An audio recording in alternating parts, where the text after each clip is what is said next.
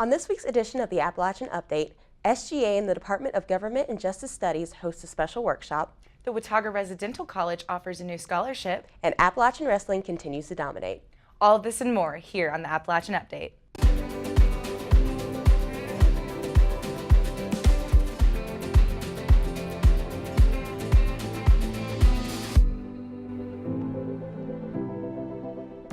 Thanks for joining us today on the Appalachian Update, your weekly rundown of what's going on around campus, provided by your student-run newspaper, The Appalachian.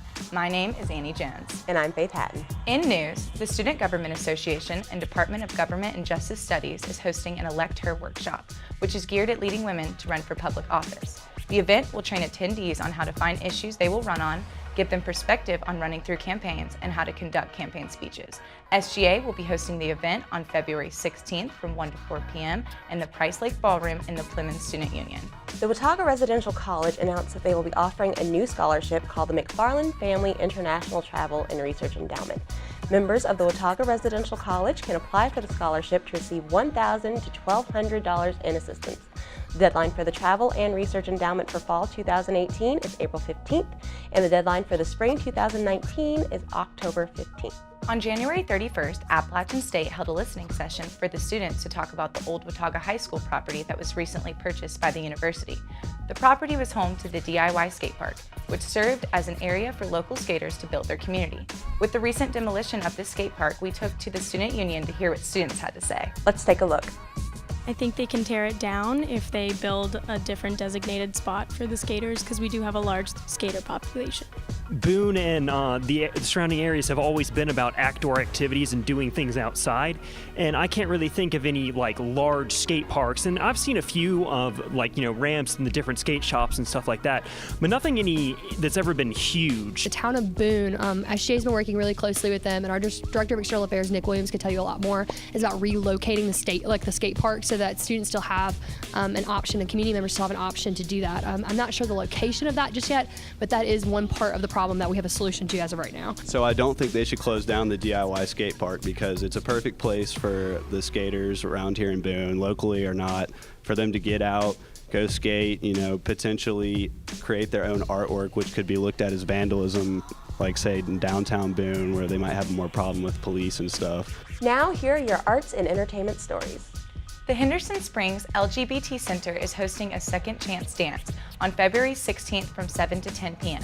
This is an event that allows LGBT students to have a prom experience where they can act, dress, and take whomever they want. Last Thursday, February 1st, the Schaefer Center hosted Moon Taxi and their local opener, The Remarks. Organized by the Appalachian Popular Programming Society, the event drew many students to enjoy the recently named Spotify's Pop Rising Artists. Now, here's Jamie Patel with your sports stories. App State Wrestling won their third straight Southern Conference title this weekend after defeating UT Chattanooga 18-16. The Mountaineers will face off against Duke at Varsity Gym on Thursday, February 8th at 6:30 p.m. Men's tennis beat NC Central in a shutout victory on Friday, defeating the Eagles in 7 straight matches.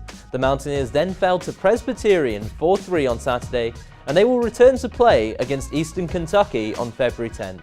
Men's basketball were victorious on the road with a 59-56 victory over Texas State this past Saturday. Griffin Kinney led the team with 17 points and 7 rebounds. App State's football team signed 24 new players on Wednesday and announced Nick Cardwell as tight end coach and DJ Smith as outside linebacker coach. Thanks, Jamie. Now let's take a look at the week ahead. Appalachian State's 10th annual Old Time Fiddlers Convention will be held on Saturday, February 10th in the Student Union. This is an all-day event, so bring your friends and celebrate the rich culture of Appalachia. Belk Library and Information Commons is hosting a free and open lecture on February 12th entitled The Murderers Are Among Us. The lecture is led by Professor Thomas Kuhne, and it begins at 7 p.m. in the room 114 of Belk Library. The Smith Gallery will hold a public reception and award ceremony on February 15th from 5 to 7:30 p.m., honoring student artists for their submissions in the annual Art and Design Expo. Awards will be announced while guests freely enjoy food and music. That's all we have for you this week. For more news and to read full stories, visit us online at theappalachianonline.com or pick up our newspaper every Thursday. Thanks again for joining us on the Appalachian Update. Until next time, I'm Annie Jones. And I'm Faith Hatton. And I'm Jamie Patel. We'll see you next week.